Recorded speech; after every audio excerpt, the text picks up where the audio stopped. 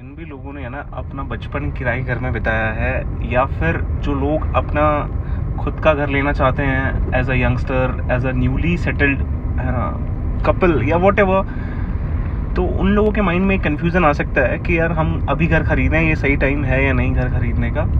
और ऐसे कन्फ्यूज़न को और बढ़ावा मिलता है इंस्टाग्राम की कुछ रील्स से, जहाँ पे कुछ फाइनेंशियल एडवाइज़र ऐसी रील्स बनाते हैं कि आपको कोई भी घर तब तक नहीं खरीदना चाहिए जब तक आप उसको पूरा 100% अफोर्ड ना कर लो, या ऐसा कोई कैलकुलेशन है उनका। तो आपको हमेशा किराए घर में रहना चाहिए ताकि आप वो पैसा इन्वेस्ट कर सको और अपने आप को आगे लेके जा सको लाइफ में, ओवरऑल फाइनेंशियल स्टेबिलिटी आपकी लाइफ में आए। तो इसके दो आंसर है इसको कन्फ्यूज़न को क्लियर करने के। पहला है इमोशनल आंसर, दूसरा है प्रैक्टिकल आंसर।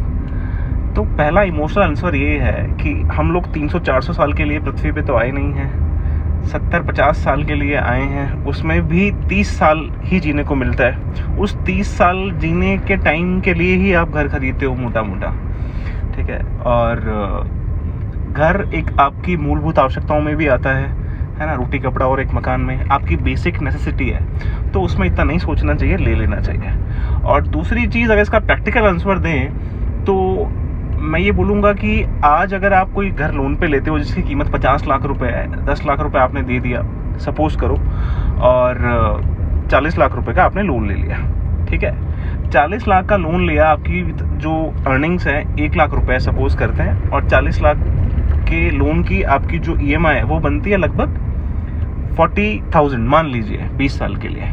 तो जब आप अपने घर की 10 साल की EMI पूरी कर चुके होंगे ना, तो वो जो घर है आपका वो लगभग 3-4 गुना हो चुका होगा, है ना, लगभग 1.5-2 करोड़ रुपए की उसकी वैल्यू हो चुकी होगी, ज़्यादा भी हो सकती है अगर आपने सही जगह पे लिया है तो, ठीक है। और आपकी जो EMI है वो 40,000 की 10 साल पहले थी, आप 1 लाख कमा रहे थे, और 10 साल बाद शायद आपकी अर्निंग्स भी मेरे हिसाब से 2 से 3 गुना बढ़ जाती है ना, लगभग आप 1 लाख की जगह 2 लाख 2.5 लाख रुपए कमाने लगोगे। इसका लाइव एग्जांपल ये है कि 2015 में 14 में हम लोग 10-12 हज़ार, 15 हज़ार, 20 हज़ार रुपये कमा करके लोग घर चलाते थे अच्छे से। 2005-06 में लोग 4-5 हज़ार रुपये में भी घर चलाते थे, और 1995 में 1,000 रुपये में भी घर चलता था, और आज 50,000 लाख रुपए में भी चलता है।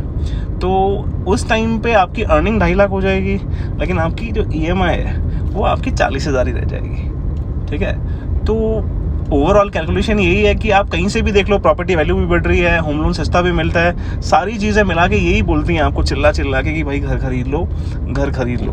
तो इट्स अ गुड डिसीजन। किसी भी ऐसे फाइनेंशियल इन्फ्लुएंसर